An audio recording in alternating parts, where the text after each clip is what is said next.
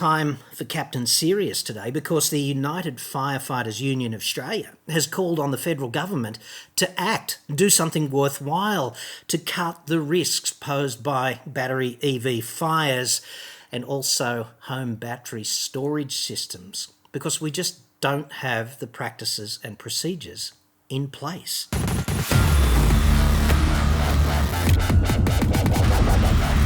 I'm John Cadogan from autoexpert.com.au and I get new cars cheap.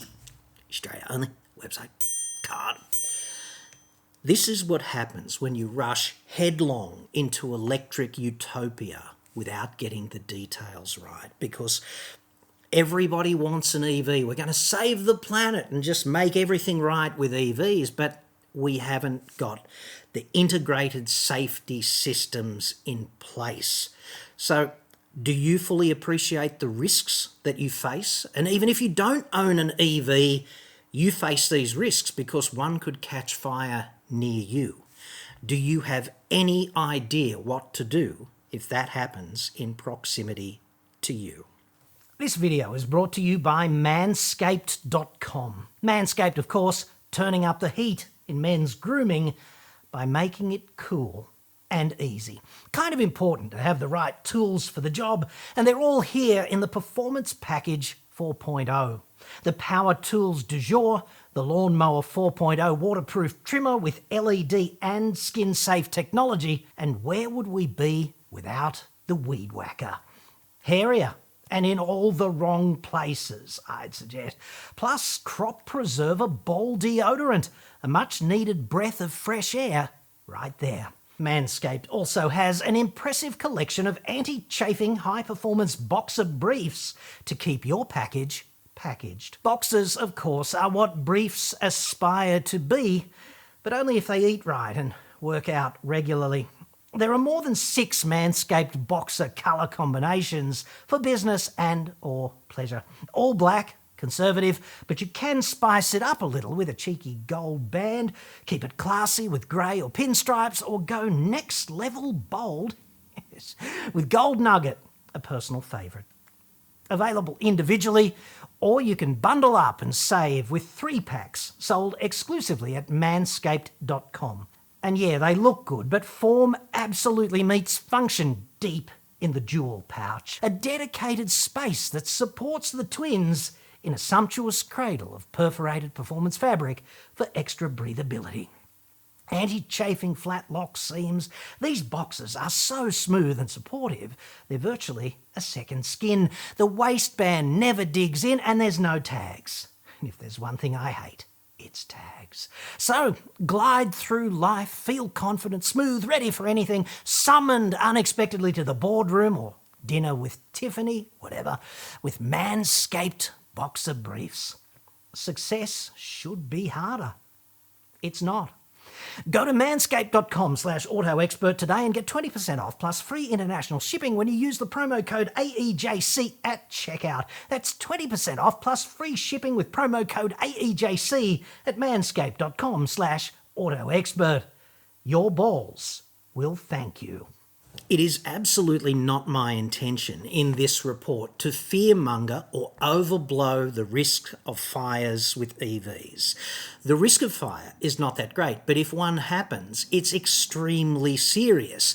The toxic fallout, you don't even have to breathe it, right? You can just get some on your skin and you wake up permanently disabled. So this is pretty serious. People are not told even the basics about what to do if an electric car catches fire somewhere near you. Now, I'm going to quote from senior UFUA Cheese, Greg McConville. He said, quote, "When the integrity of lithium-ion batteries is compromised, the energy they store is released as heat, and it's known as a thermal runaway. This can cause fires that are extremely difficult to extinguish while releasing an extraordinary array of deadly toxic gases. There's no greater likelihood of an EV fire than a combustion engine car fire, but when they happen, the risks are huge and the consequences are enormous." Hear, hear, Greg McConville. Thanks for pointing this out from some position of authority. The thermal runaway thing, okay, what happens is when something like petrol catches fire, you can generally put it out by depriving it of heat and oxygen, and a great way to do that is just hose it, okay? That's why when you go into an underground car park, you see all the red pipes in the ceiling. They're full of water, and water is excellent at absorbing heat. So if a conventional car catches fire, that might be enough to buy you some time, okay? But when a battery catches fire and goes into this catastrophic thermal runaway condition, the electrolyte heats up and it decomposes into, in part, oxygen gas. So it supplies its own oxygen gas. So it's got fuel and heat and oxygen, and you can't deprive it of the oxygen, at least not easily, not with conventional firefighting techniques, and that is a real problem. And so is the shit that comes off these batteries when they burn, which include carbon monoxide, hydrogen cyanide, hydrofluoric acid, and cobalt. And cobalt, trust me, cobalt comes straight from Satan. It's really bad shit. Not that hydrogen cyanide is in any way pleasant to be around, but cobalt, Jesus. Some of this stuff just gets absorbed through your skin. You don't have to breathe it. Clothing will not protect you from it. And nobody is saying this about the risks, right? The risks are more and more salient. The number of catastrophic thermal runaways is going to increase in proportion to the deployment of cars and home battery systems. If the risk stays the same in percentage terms, if you double the number of vehicles and batteries out there, you double the number of events. That's just how this rolls, okay? So we've got to do something to mitigate the risk, do we not? Mr. McConville went on and said, "We've already had a situation in Victoria where 2 firefighters suffered cobalt poisoning after attending an EV fire and have now been permanently disabled as a result." It doesn't get much more serious than that. And when the firefighters deploy, they're knee-deep in PPE, are they not? So it just goes to show you how different technology, different risks, needs different mechanisms to mitigate the risk, right? And my heart goes out to those 2 firefighters, basically because firefighters and first responders of this nature, we're all running that way, right? They're running that way, and they need to be protected. Mr. McConville goes on and says, "These toxins also present a major risk to other emergency services personnel, such as police and ambulance officers, bystanders, and the broader community. And as such, every possible measure must be undertaken to mitigate their impact." Hear, hear. It's hard to argue with that. Now, I'm not a union nutcase generally, but this makes a lot of sense. I don't mind unions. I just don't think we should give them free rein. It's the same as going too far the other way, right? Mr. McConville again, quote, "Building regulations relating to the installation and location of BESS's battery energy storage systems for homes, in other words, blackout protection, and charging facilities must also be overhauled to address the risks and hazards of fire." It's hard to argue with that too, isn't it? Because can you imagine what happens in the electric utopia of the future where the underground car park that you drive into is 80% EV, and every one of those EVs has 80 kilowatt hours of battery, let's say, on average, and one of those batteries is defective and quietly goes into thermal runaway at a charging location down there in the supermarket or something. That thermal runaway cannot be contained by the water in the red pipes overhead, and the car catches fire, and so does the one next to it, and it goes into thermal runaway as well, and all of a sudden it's like throwing the ping pong ball into that room full of mouse traps, isn't it? It's just a geometric progression of extreme danger, and perhaps you've just driven down there with your kids to do the shopping, go to the movies or something of that nature. Would it not be impossibly excellent if building regulations were framed, retrospectively if necessary? We've got to address this problem. We've got to address this problem before 30 people die or get permanently disabled from hydrofluoric acid or cobalt poisoning or just killed from hydrogen cyanide exposure, don't you think? Okay. Where is the public education campaign about the simplest things to do if you are in close proximity to a fire with an electric car? Like, let's say you're driving down the street or you're in a crash with a Tesla or a Polestar or something, and that car catches fire.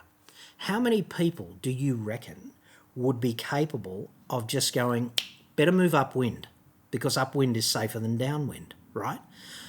People fall apart in crises, and the only thing you can hope that they fall back on is their training, their briefing, whatever. That's why when you fly, they always go through the same bullshit briefing. And if you've flown 10,000 times like me, you could just about recite it verbatim. You know, if the orator falls over, you could just step up and do it, right? If you've flown a lot. The reason they do it every time is because in a crisis, your IQ drops about 80 points, you know? So if there's a bit of a public education campaign about move upwind, imagine the stress. You're driving along in your EV and all of a sudden you lose power. You're on the freeway. You look in the rear vision mirror. There's a rooster tail of smoke behind you. Do you think the drivers behind you have been trained to turn their air conditioning to recirculate if they see this kind of thing?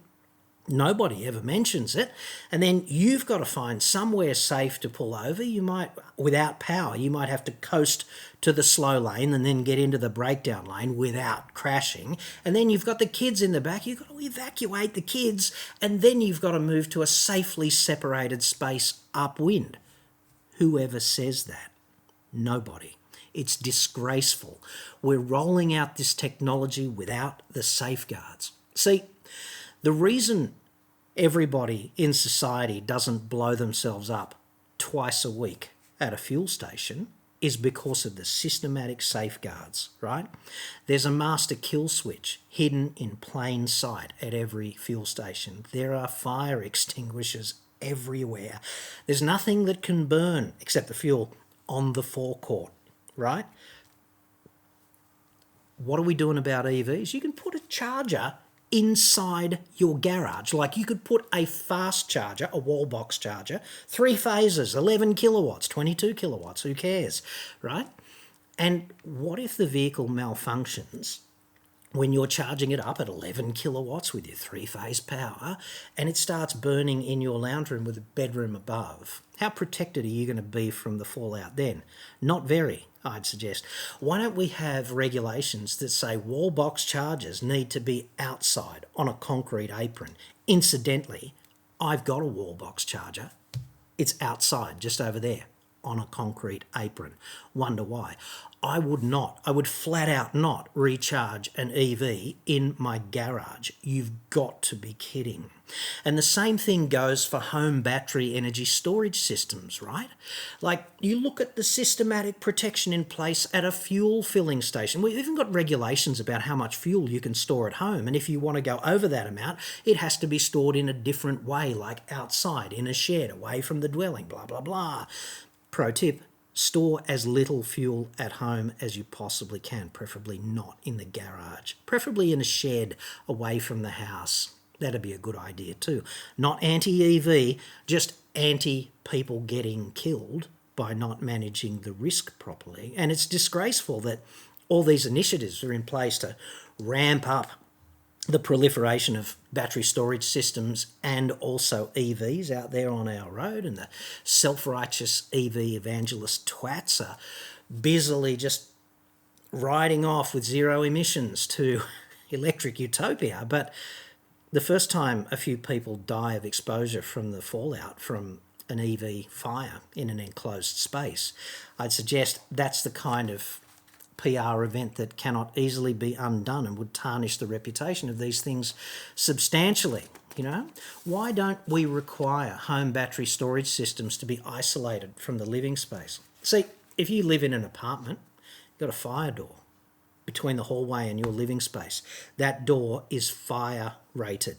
And the only reason for doing that is to buy time for rescuers, right? It's harder for the fire to get out of your living space and into the rest of the building. It's hard for a fire in the hallway to get into your living space. It buys time for you or others, right? That makes perfect sense. But you can put a huge battery in your laundry inside the house. Like, where does that make any kind of sense? I ask you, right? Here in Electric Utopia, the government's not even smart enough to start gently by telling people that if there is a fire with an electric vehicle or any other electric device, battery device, lithium battery device, to move upwind. I mean, what happens if you're in the apartment above the apartment that catches fire because some badly made e-scooter or e-bike just goes into, Roman candle mode because it just can't handle the charging, right? What happens to the fallout that comes out the window and into your window or just straight up through the floor while you sleep?